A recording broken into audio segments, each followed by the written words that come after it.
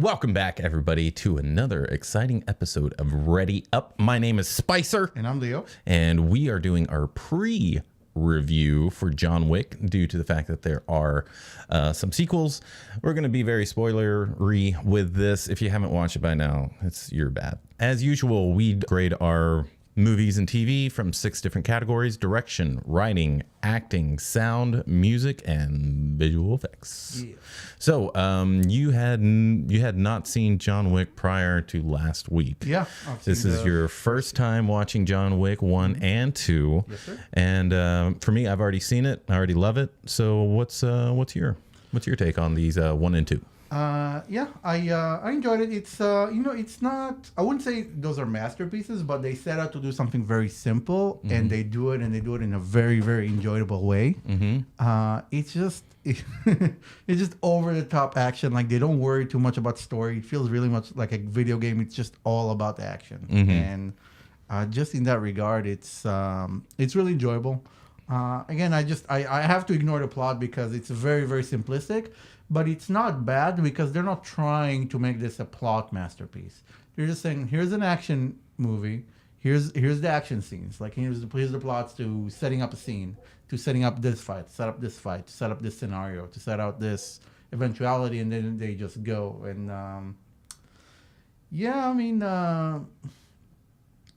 I was almost bothered by the fact that everybody, like, from off the bat, they don't establish that the main character is such a badass by showing us. They're just like, everybody's like, yeah, it's like, everybody's terrified of him just off the bat. So it's a crazy fun power fantasy, and I'm okay with it. So I love John Wick. I love the universe. I like how, like, in the beginning I was watching it and it seemed like it was just the normal world, but it's obviously a different universe where there's assassins on every corner, every street corner. And but I Moms really liked walking it. their babies and their assassins. Right. It's like, wow.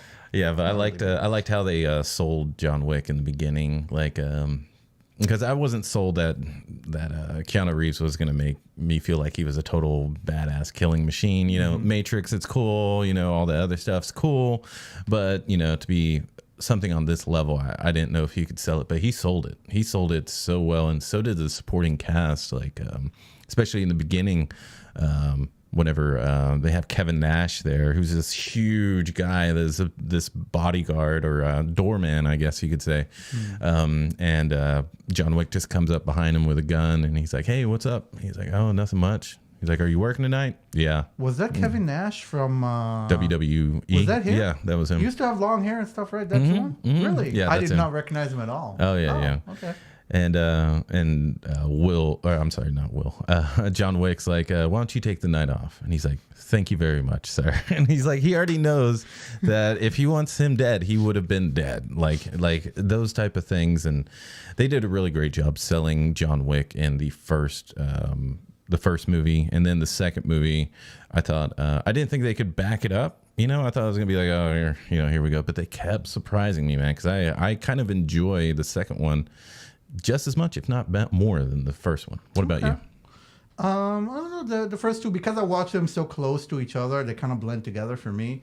Not necessarily in a bad way. I do understand where the story of the first begins and ends, and then when the second one picks up, it's different. I think they're both very consistent, same level. It's a fun ride. It's just a fun ride. So yeah, that's what I appreciate about this the most, is that the consistency of tone, look, story, rhythm, all that stuff is just, it's like it never stopped from the first one, which I think there was like a year, maybe 2 years to separate those movies, and it still looked the same, still felt the same, which is a testament to the director, writer, and the whole team that was on this. And I'm very excited for John Wick 3.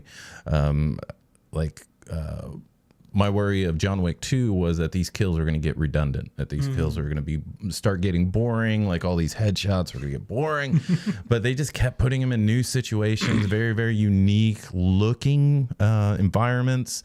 And then you have him as the Baba Yaga, just like coming out of the darkness, and stuff like that. And it just works so well. So, but yeah, I really, really enjoyed this series. Okay. So what do you expect this next movie to be like? Just a continuation, like it never stopped. Like Okay. we're gonna pick up directly where we left off on part 2.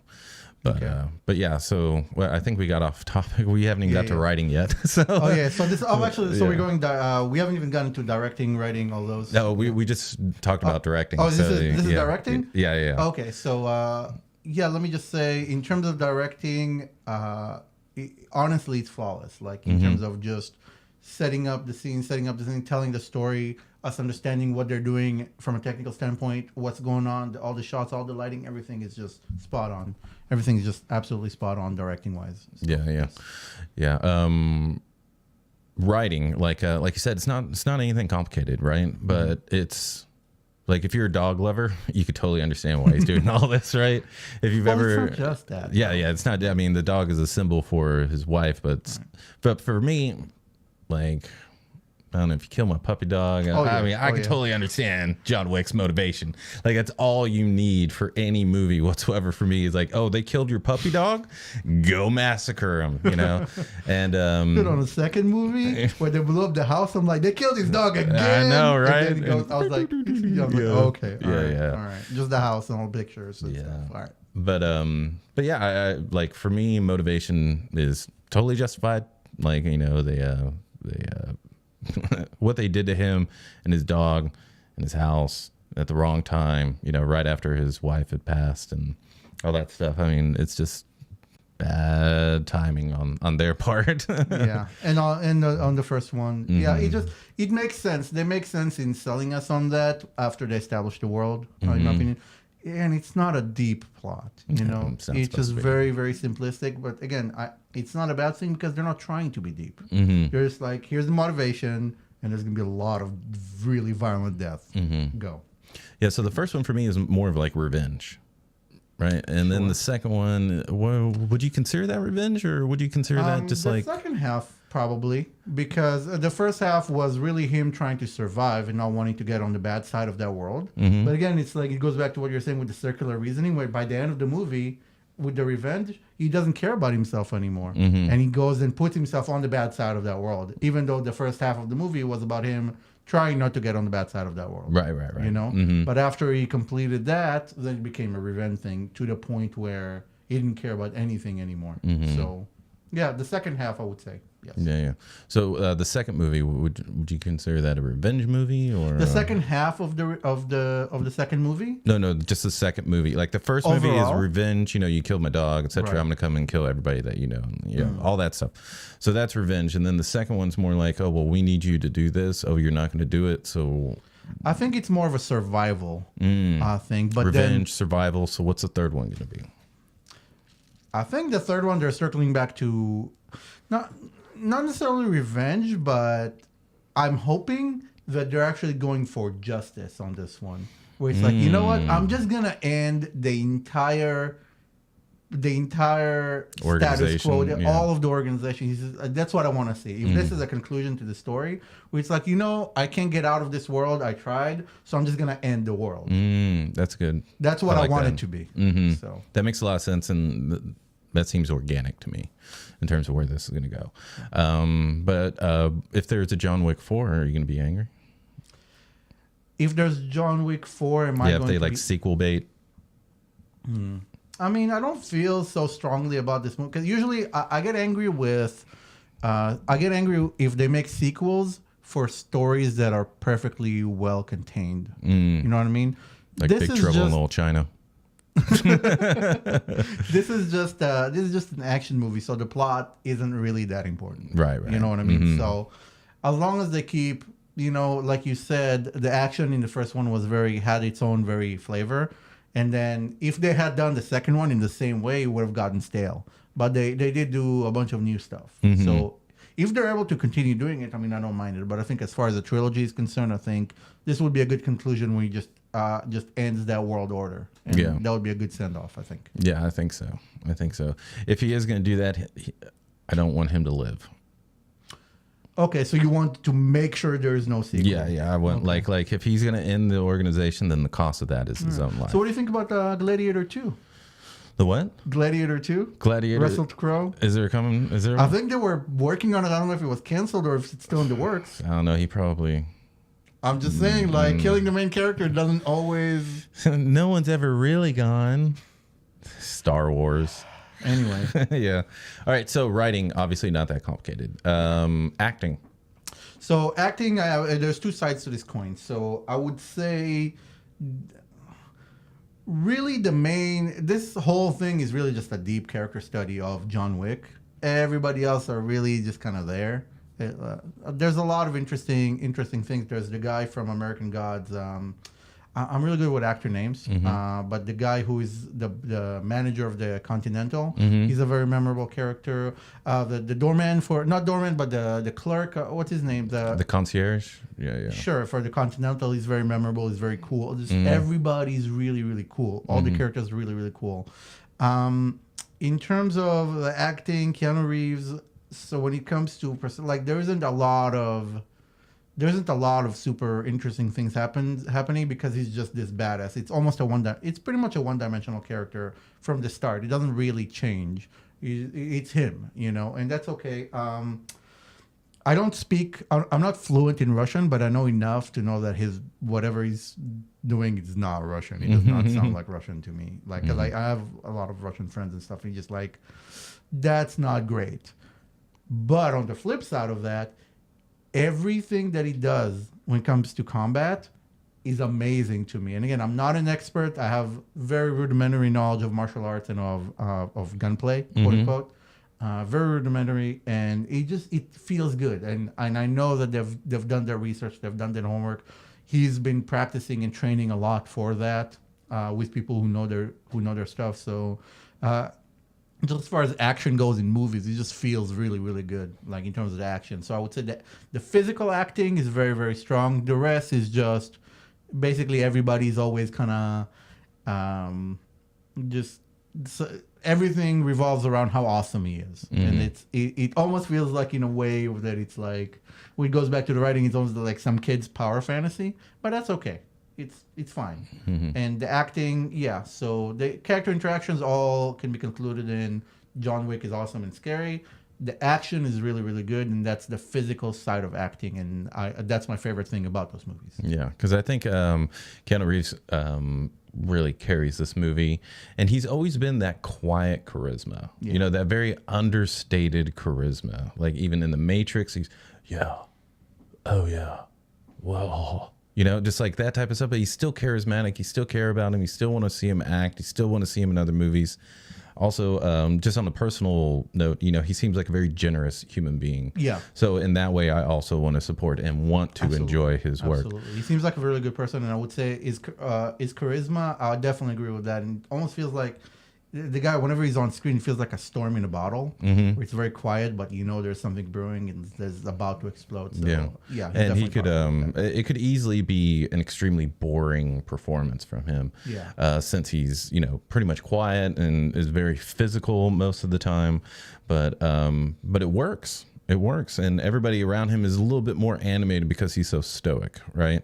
But it's not a deep, emotional character, where we get all these lines and all this wisdom that he just spouts out. It's just like, no, I'm a force of nature, but I have loved before. You know what I mean? Like that type of thing. Yeah. And I've lost something, the only thing I've ever cared about. He achieves what he set out to do for sure as an actor. And he carries that with him through his performance. And I would assume, if I was an actor, I would carry that emotion with my movements and actions and all that type of stuff. And I have had martial arts training and all that.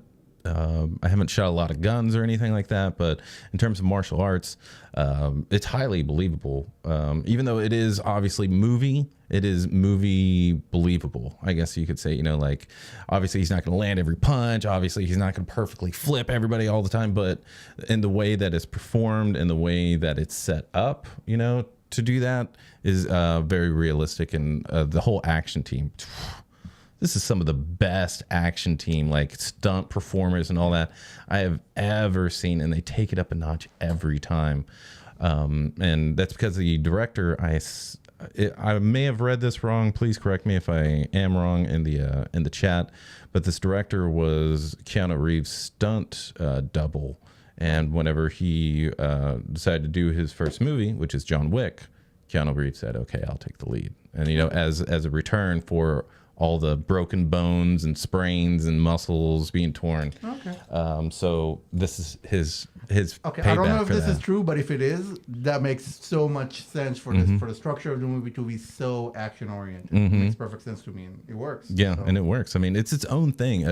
Like there's lots of action movies, but I think John Wick's got its own flavor. It's a very, very unique. It's pretty much like what every like I'm a sculptor. I would love, I always want my work to be, licensed or something like, like I don't want to just do stuff for myself. I want to do it for the big name companies, et cetera. So my desire for that, I could only imagine that if I was a stunt martial arts performer, that John Wick is the grail of performing, So it seems like everybody's having a really good time when they're fighting and getting their ass kicked by Keanu Reeves. But okay, so acting, sound. I mean, sounds pretty serviceable. There's nothing super special. Hits sound like hits. Guns sound like guns. Like the whole, all those sounds. They sound really, really good. Yeah. Anything else you want to add on? Yeah, sound? I would absolutely agree with everything you said. Yeah. Okay, Definitely. music is very serviceable, and not in terms of it's okay. I mean, it serves the scene. It serves the mood of the ding ding ding ding ding ding ding ding ding ding. That type of feel when he's walking, and whenever it's like dum dum billy doodly doodly, and it starts going really fast when he's about to get into an action scene or he's in the action scene, and it's to serve the action.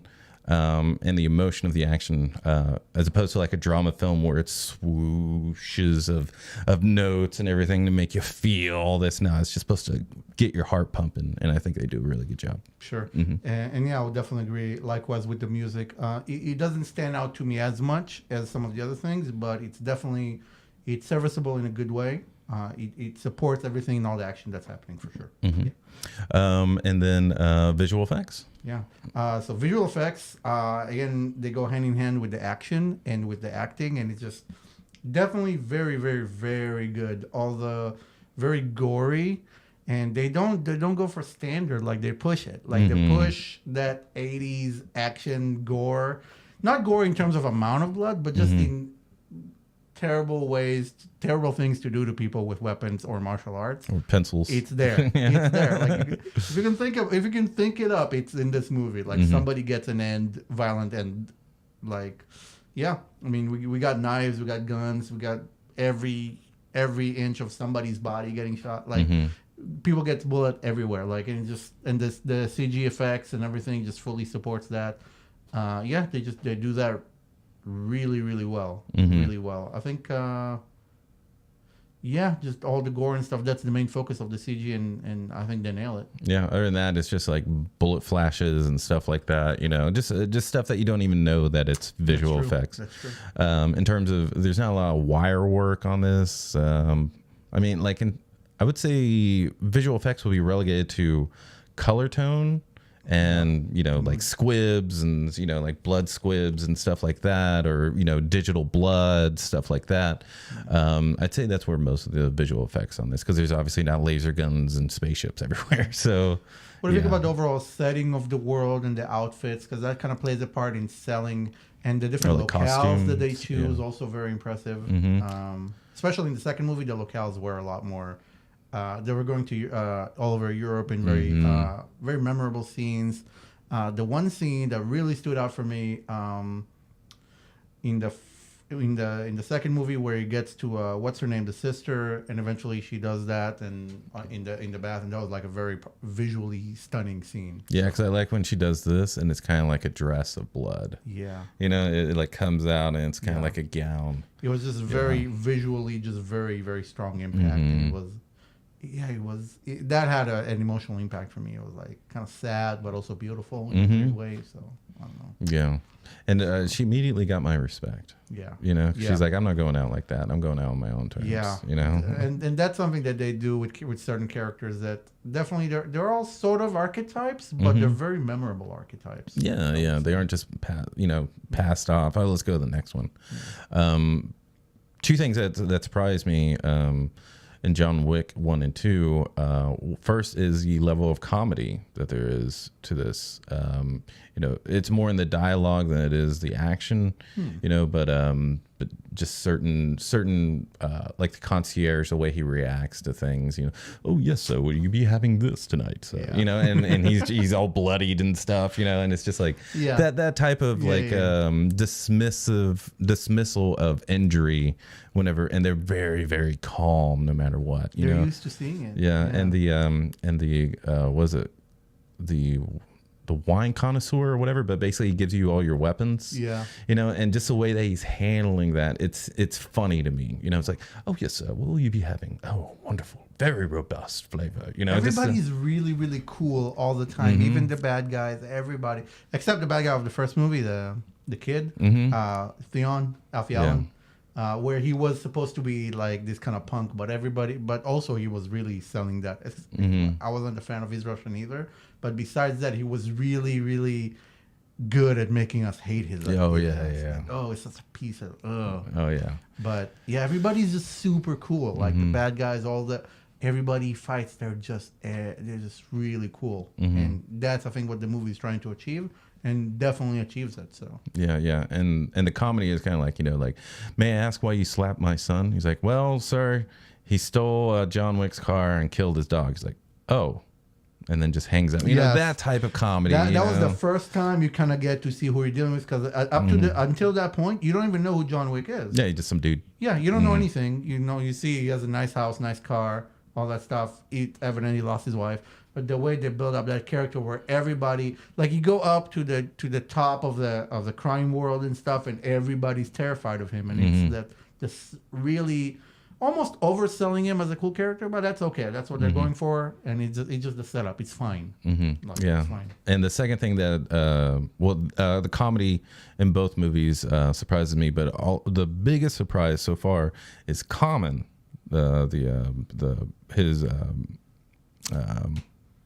the bodyguard of the bodyguard of the lady, whatever her name was, the sister. He really, really surprised me at first, just because like acting wise, he's not like the most impressive actor, right? But they casted him really well, so he works. It works really well in this, but also just his physicality and the fact that he did most of his stunts, and especially that fight that he did with Keanu Reeves and running behind stuff and shooting and fighting and all that. And very memorable character. Did we see him after he leaves him with a knife in his chest? So he's alive for this movie. Yeah, essentially he's alive. He's like considered a professional courtesy. Yeah. But do you think we'll see him in this movie? I think he'll pop up. Okay. Yeah, especially because now everybody. Just the ending of the second movie is pretty much every assassin in the world, which is pretty much every human being, it seems. Right. are after him. So, and he has no say. Like, he's been cut off from the infrastructure, and everybody's out to get him, and he has no safe space. So this is gonna, because a lot of the previous movies, like they really sold up that world and how that whole infrastructure works, and now, oh man, it's him and his dog, man. Oh yeah, it's him and his dog. That's it, and everybody's out to get him. So actually, on that high note, I'm very, very excited to see what they'll do, and I'm sure it's gonna be fun. Like they've had consistent high level of action between the two movies, so. Yeah, it should be fun. Yeah, it should be really fun. Yeah, I'm just very thankful to everyone on that crew, writers, directors, all those people, that they're not breaking their own rules whenever they're making this movie. It's nothing like, that didn't. It never leaves you questioning. It's just like, wow, just over and over again. So I'm very, very excited for John Wick 3. Is there anything that you wanted to add? Yeah, I agree. I can't wait to see it. Okay. So, All right, guys. So we will be back after watching John Wick to review it for all of you. As usual, spoiler free, and then we get into our spoiler discussion. So we'll see you in a bit. Would you help set the mood for our new guest? Let us begin. Welcome back, everybody, to another exciting episode of Ready Up. We just finished watching John Wick 3, Parabellum. Now we know what Parabellum means. Among other things. And yeah, thank you for coming back and watching this review. So as you already know, we break it down into 6 categories: directing, writing, acting, sound, music, and visual effects. So What do you think about the directing in John Wick 3 Parabellum? Honestly, probably flawless. I did not see a single problem. There was a lot going on, and I always knew what was happening, which is a problem for certain action movies, and certainly not a problem here. Very well done. All the setup, all everything, just it worked. It was cinematography excellent. Just technically flawless as far as I'm concerned. Yeah, I agree. Yeah, I agree totally. I'm just very impressed with what they're able to do with so few characters. You know, so writing. What do you think about the writing? So the writing, I remember in the previous review, or us kind of going over the previous stuff and what we expect. I didn't really give the writing enough credit, I feel, because now with this, a lot of the world building comes to the front, and it departs from the previous movies also in that I feel like it takes itself even less seriously, but it's fun, and I really enjoyed it. So it definitely worked for me. So I would say this time with the writing, better than the previous ones for sure. Yeah, I would say it's definitely a level up. The first one was so simple. You kill my dog, I'm gonna kill you, right? And then the second one got a little bit more intricate, and this one is definitely the next step in terms of intricacy of all the players, all the situations, all the reasons, and all the MacGuffins that they always got to get, you know, and stuff like that. I was very pleased with it in terms of tone and what you said. It didn't take itself too seriously. I think they could have pulled one, maybe two jokes back, and it still would have been really good. For sure. But it kind of, I was like, okay, I'm watching a movie now. You know, but in no way is this movie bad at all. All right, the movie's so good that I have to nitpick now, right?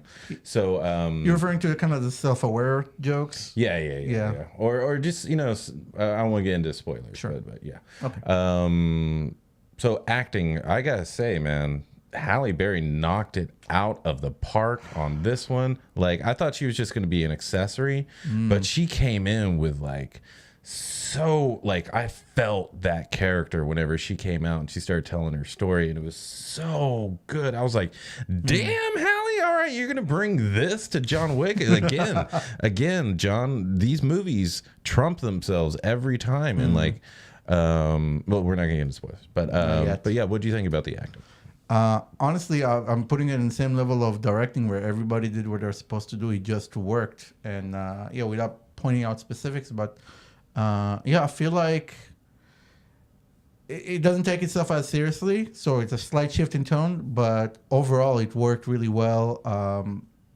It was just flawless. There was no issues with acting. There wasn't anybody that standing out in a bad way. There was a lot of cool moments, funny moments, badass moments, decent range of emotion. Most of the emotion came from stuff like characters like Halle's character. Where the rest were kind of their standard self, but overall, very good acting on everybody. What do you think? I would say even with Halle's amazing acting in this, the tone was never muddied in terms of like, oh, this person's acting a little bit too much and this one's not. You know, like there was no imbalance of the level of energy that these characters or these fighters really brought to the movie. What do you think about sound? Sound, again, on par with the previous movies. As far as I'm concerned, really good in terms of delivering what they're selling us, which is all this action, all this exaggerated violence. They sold it, so it works. Yeah, the bones sounded, whenever they were breaking, they just sounded, you know, it just sounded like something was popped out of socket or something like that. Or, you know, it was really, really good. Really, really good. Music, what do you think about the music? Music, again, pretty good. I don't think it's the best music I've ever had, but it worked every single time. It supported the scene, supported what's supposed to be happening, what you're supposed to be feeling, especially for the action music. It just blends in seamlessly. So, like, technically all flawless, I would say. Just nothing that I would feel like comes with me out of the theater, but still for the movie, it served its purpose perfectly. Yeah. I think the musical composer was Tyler Bates. He does a lot of movies, or contributes to a lot of soundtracks as well. And he definitely knows what he's doing in this thing. I mean, he's not like, oh, pay attention to me. Pay attention to me. No, it's just like, I am supporting the scene. I am supporting the scene with all these musical choices. And it was really good. I'm very happy with the music. And like you said, no tune is in my head as I'm leaving the theater. And when I was watching the movie, when the music was happening, I didn't even notice it. And so it's exactly what it was supposed to do. Yeah, he just blended into the scene, I think, perfectly. So, yeah. Yeah, and so visual effects, I gotta say, man, like I'm including the fight team in this visual effects, because what they did, what they endured, how well it was choreographed, how well it was executed. I mean, just so many situations that could have been laborious to go through, or like, oh, here we go again, or oh, is this going to happen again, or but it was just thrilling. It was absolutely thrilling. What do you think? Yeah, absolutely. I second your calling out the choreography and all the stunt doubles and all the action stuff really deserve its own kind of honorable mention, because they did such a great job that all the battle scenes just felt really good, really believable, really like we were in there, and really intense. That was the most noticeable thing. There was very intense, more intense I felt than the previous movies even. So definitely great on that. Color keying, environment, setting, everything technically perfect.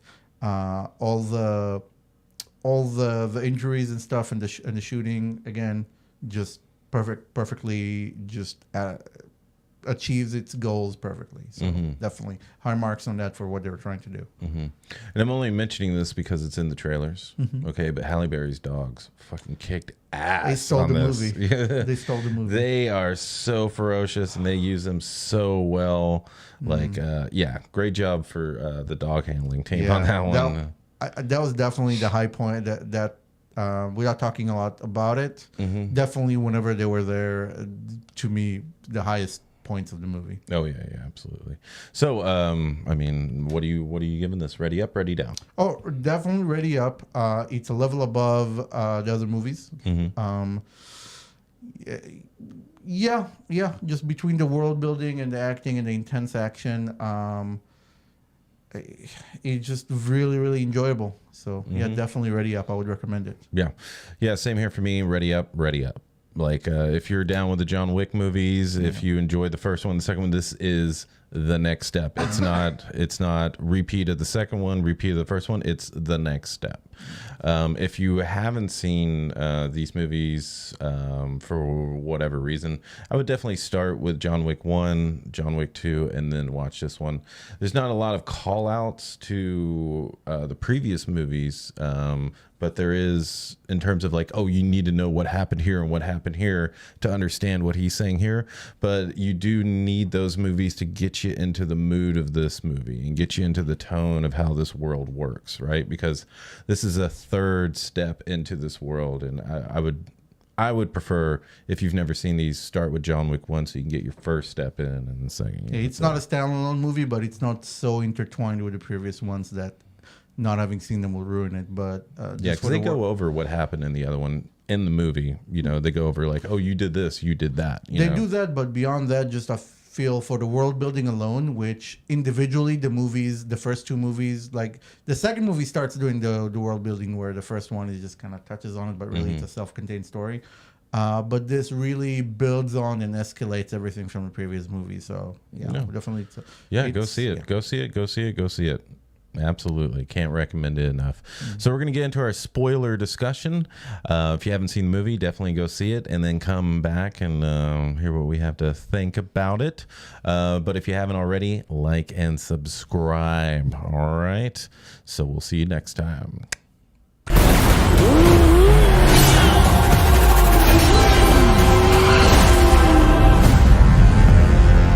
Welcome back to the spoiler discussion for John Wick 3. So, this movie just knocked it out of the park. Like I said, Halle did a great job with her acting. Yeah. John was John. Yeah. I mean, he doesn't really progress a lot in character wise. He's just a force of nature. Yeah.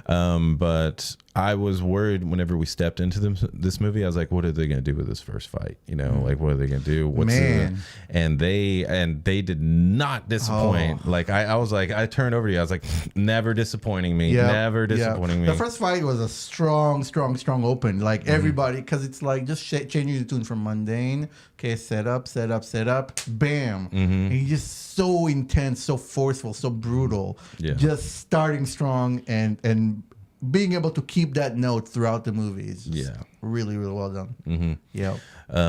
So what was the scene that you liked the most? I think that the double fight with the dog, him, Halle Berry, and the dogs. I think they were in Morocco, right? Somewhere in Morocco, I believe. Yeah, I think so. Or Libya. Where's Casablanca? I think it's in Morocco. Yeah, I think so. Okay. Yeah. So yeah, just that setting and just the locale was beautiful and all that, like very exotic, like North African situation, and they're just him and Halle Berry just going through. But the dogs is what makes the scene. Like both him and Halle Berry had really intense, really impressive fighting, but Halle's character working with the dogs and just taking people out, it was so deliciously brutal. It was, and everybody were freaking out because the whole scene starts like you're like, how bound is she to these dogs? And you're like, okay, you're good, just give me one of your dogs. She's like, no. Fuck no. And then I'm like, really? You're going to do it for a dog? And then I remember, oh, wait, this is John Wick. Right. This is John Wick. No dog left behind. Yeah. And man, those dogs deliver. Oh, yeah. Damn.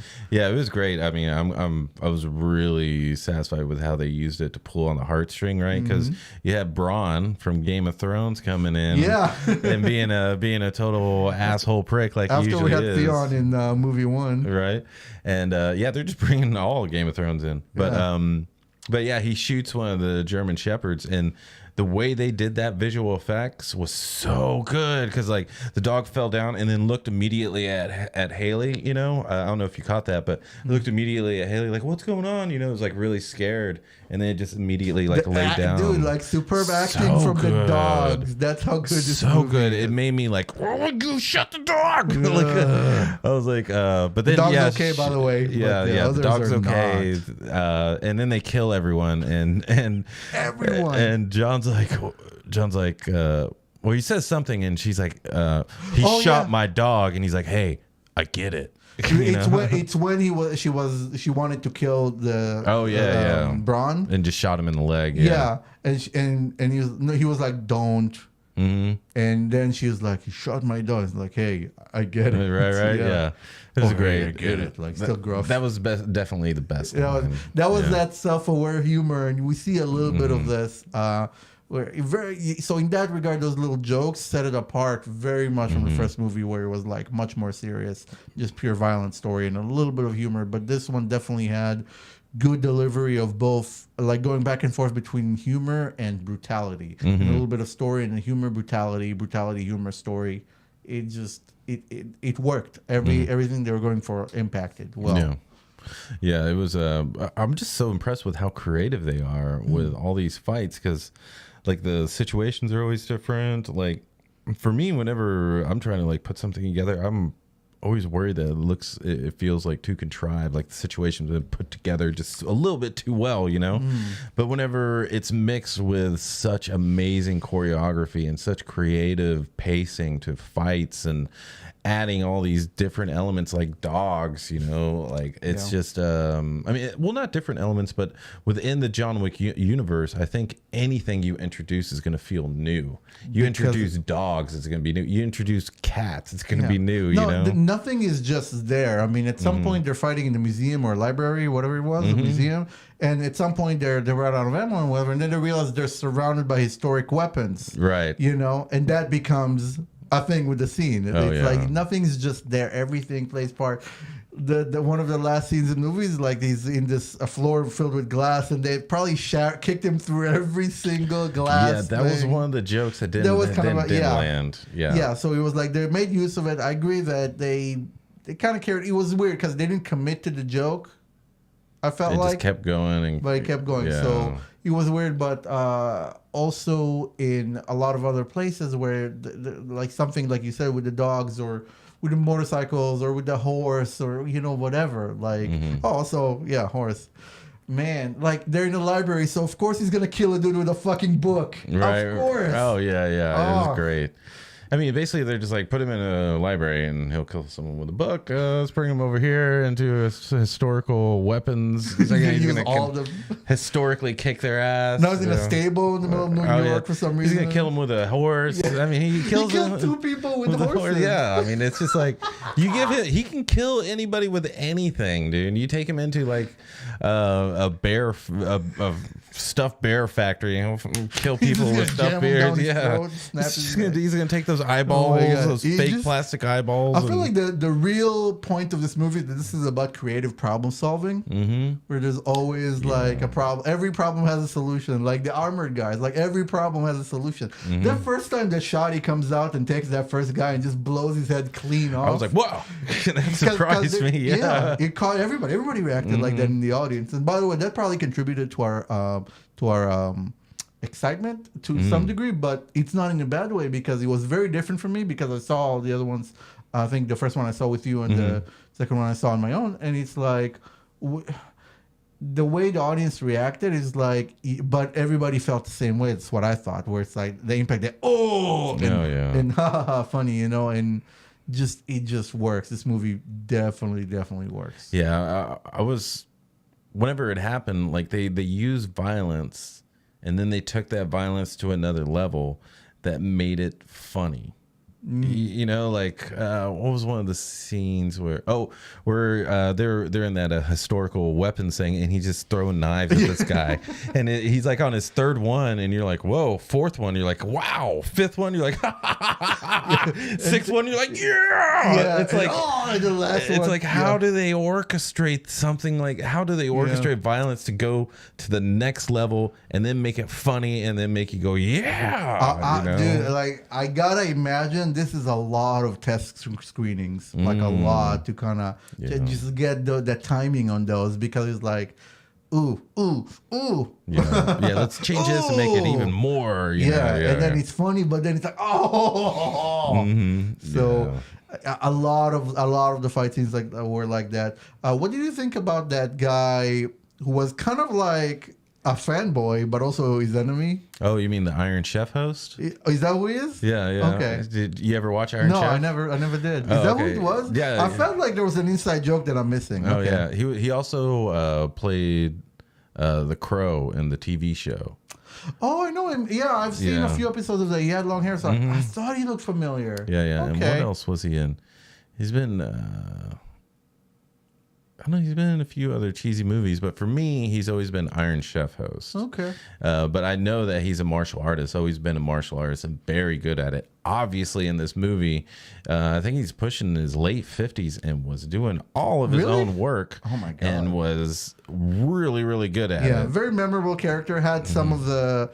Both some of the most awkward, but also the best jokes in the movie. Yeah, his best joke was whenever he defeated his two students, and he was like...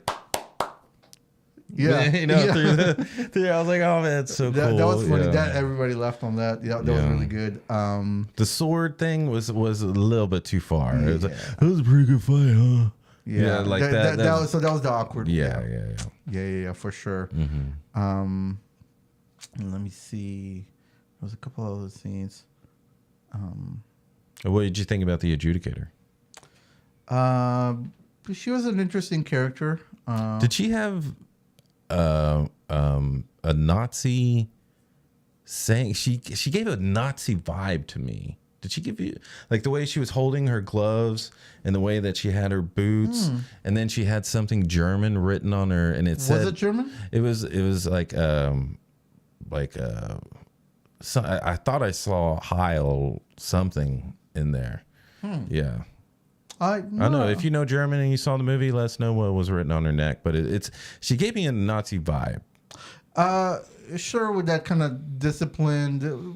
To me, it felt more like cold bureaucracy, but it's kind of related. So it can be associated rather than related. But Yeah. I thought she was good. I thought she was a nice little, addition because we never really had a character like that came from the outside Yeah. to, we've seen John kill a lot of people. He did face a consequence at the end of the second one, but we've never seen like the consequences brought down from above. And to have her come in there, I thought she did a great job. I thought like the adjudicator, like whenever she was on there, I was like, God, I just fucking hate you. I just, if you were my boss, I quit so quick. Fast. Yeah. So fast. But I liked her. Yeah. Okay, what did you think about the Matrix and Terminator references in the movie? Oh, what were they? Okay, the Matrix one, when Neo says guns, lots of guns. Oh, okay. There was definitely a Matrix reference. Okay. And then when the Iron Chef, he shoots the thing and he's behind the thing and he goes like this. That was exactly Terminator 2's. Because he was looking at him and doing this while you see the bullet holes and stuff. That was I'm pretty sure that was a Terminator 2 reference. Probably a little callback. It wasn't. It was a nod in your face. No, he wasn't at all. But yeah, the guns, more guns, or whatever the line is. That's also from the Matrix. Like everybody recognized Guns. Lots of guns. Yeah. So and he said it exactly the same way, and the same camera angle too, the same composition for that shot than from the Matrix. So they're definitely set up, and that's what they did with the Terminator reference. Maybe there were a lot of other references. Yeah, so definitely not a movie that takes itself too seriously and is having fun, while at the same time everything is a level up. The world building is a level up. The writing is a level up. The acting is a level up. The action is a level up. The violence is a level up. Everything is a level up. So. He just did really, really well, and I really found it interesting with the world building. They made direct references to Assassins, and it's like I was a big fan of Assassin's Creed. In Assassin's Creed 1, they did some research, and a lot of it was like fantasy and made up, but a lot of it conjecture, but a lot of it was based in historical foundation. And I don't know if that one is, but cutting the ring finger and stuff, that was also in the first Assassin's Creed game, and the whole now that you mention it, yeah, and that's where the hidden blade was coming out of Altair, and they were talking about the Hashanshin and their source, in the Middle East and stuff, and it was just kind of a nod that I liked just because I was a fan of Assassin's Creed, and it was just a lot of world building that they hinted on in the previous movies. And the thing is that it didn't feel like they're just plastering it on. It's all supported by what we see in the previous movies. It's just not really, they don't really go too deep into it there. Yeah. But here I felt they were going really deep. So, what did you think about the way they chose to end it? Like the second one, they sequel baited it, right? This one, they sequel baited it again, and I kind of wanted it to end. Yeah, but their trajectory has been only up, in terms of where they're going, what they're doing, how creative they're being, and it seems like they're having a lot of fun. Yeah, I don't think they have a reason to stop. But I don't. This didn't seem like they were trying to get a money grab. They were like, let's do another John Wick movie. It felt more like that whenever I finished watching the movie. Okay. And this end, I'm totally down with it. Because I was like, how are they going to do this? How are they going to continue on with the story? Because I thought they were going to do what they kind of hinted at what you were talking about. This is how the story. This is how the story itself, if they ever choose to conclude it, this is how it ends. He topples that entire crime assassin world government, whatever it is, right? The table, the high table. But they did not do it. I thought they were going to do it this movie, but. No, it was still more of a transition. It felt more like a second movie than... Yeah, it felt more like a sequel to the previous one and a build-up towards the real third movie, in the trilogy. That's almost what it felt like, where it was, very action-packed, but almost very little happens to the story. Overall, the character arc is very circular in that way, where... It's almost like the movie ends pretty much where it began, like the status quo that we've seen before in movie 2 or in movie, that kind of deal where it's like the push and pull of that world and that life to him, and everybody's trying to kill him, and so. But I think there's definitely they have a lot more energy to keep going. So I'm down. I'm okay. If they're going the way they are, I have no worries about John Wick 4. I'm looking forward to it. The one scene that was kind of confusing for me was the last motorcycle samurai fight scene.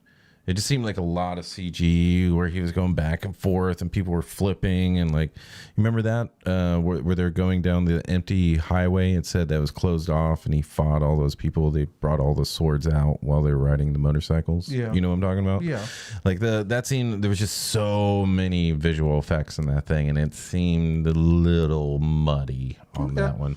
But other than that, I mean, the fight itself was fun. Yeah, I like that, but it was just it was a little visually muddy. Yeah.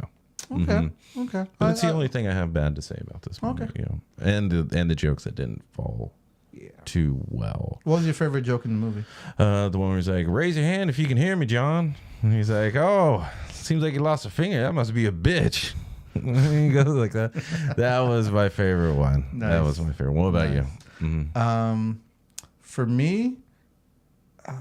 That's a good question. There are a lot of them in London I really liked. I really liked the references that they made. That felt like references. I'm still undecided if I liked Iron Chef being like as a self-aware, genre savvy of a character as he was, because he was like such a fanboy, but also trying to kill him. And it's like, yeah. I mean, it was funny. Like I definitely laughed. Yeah, it was funny, but almost a little bit too far out of the tone. Yeah, almost. It was on the border. It was on the border of breaking a rule. Definitely not bad. Yeah. Definitely doesn't ruin the movie. I enjoyed him. Like I said, he got laughs from me.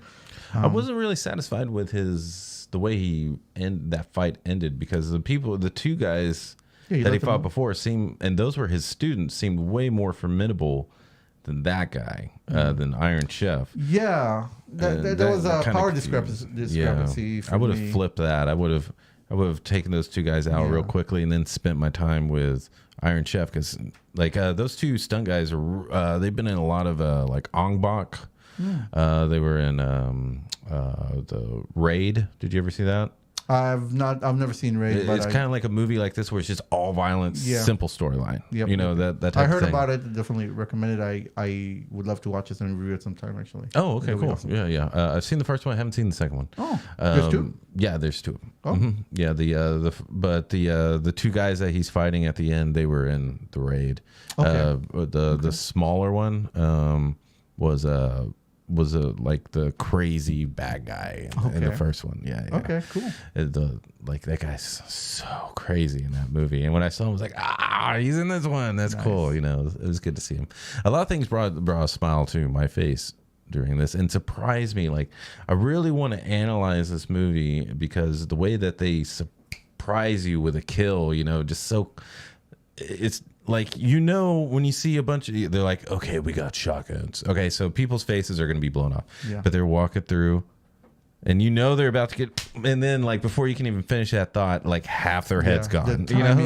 Timing impeccable. Yes. Impeccable timing on that. Editing was amazing on this. Yes, very much agree on that. Very much agree on that. Yeah. So anything else? Really, really, really fun movie. Surprised me in a positive way, because I was expecting for the same level of the previous ones. And like we said earlier, it definitely leveled up on that. So after the first fight, like if you're worried, after the first fight, you should be like, okay, all right. That's how we all felt. Okay, we're good. We're in. We're in. Yeah. Was that the one with the book? Yeah, where he broke that jaw. Oh, that sound. Oh, that sound was so good. Oh, and the fact he used the horses to kill people twice. Oh yeah. Two different people died to horse kicks. Basically, it's like places that smacks the horses. Oh, that was great. It was so brutal, that impact. Yeah. Like especially with the first time you see it, like you hear that bone snap, and so the next snapping that you described. So yeah. A lot of yeah. Oh, and he stabbed that guy in the eye, and they just stayed there. Usually they don't do that. Usually they either go fast. They pan up or something. Yeah. Like they don't show that, but that's where the entire audience like, like everybody was doing that. Yeah, me too, man. Oh man, because they were not. He was going through the eye, and the visuals of it, like super. They did not pull back. They kept it right there. I mean, it wasn't zoomed in. No, I mean, there. It was like it's a there. mid shot, you know. But I mean, you clearly see that blade slide into his eye for like 3 seconds. That one scene. 3. That one scene was a little too snuff for me. Mm-hmm. But I recognize that this is the brutality that the movie has, and it doesn't do so much of it. It's like they only did it that once, you know. Yeah. Like in terms of that intensity or that graphic.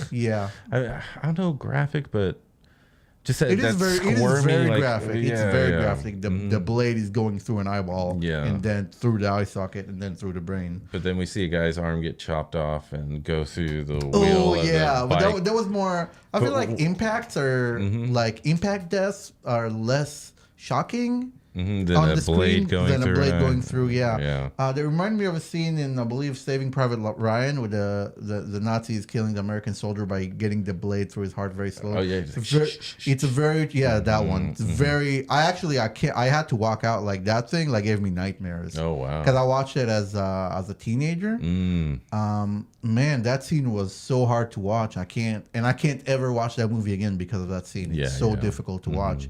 Like, I'm like, oh man, just go fast. Just do.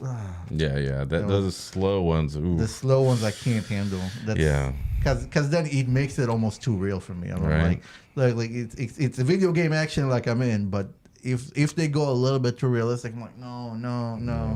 Like, keep it light, you know, that way we can detach from the violence, just enjoy it as if it's a video game. But that one, But that said, technically it was really well done. It was amazingly well done. Yeah. Like you mentioned that the first two felt like a video game almost, you know, in terms of like headshot. Yeah. And this one didn't feel like a video game to me as much as the first two did. It super felt like the action, especially in the first act, felt like a video game to me, up to and including the fight with the dogs. Felt very much like a video game. With two characters, and this guy is a warrior class, and this chick is a ranger class, and she has a special ability to have the dogs. Oh my god! You know the funniest scene to me in the movie was when the guy was dead the first time, the dog is still pulling at it. Oh yeah. I'm like, the dog stole the show. Dick munching in this by dogs, man. Oh, the wall. Then that was really funny. They will climb up a wall and jump right on your nutsack. Dude. She trained those dogs so well. Oh, that's what I want to mention. She gave it a boost to go for the guy's nuts. Yeah. How tall was that? That was like...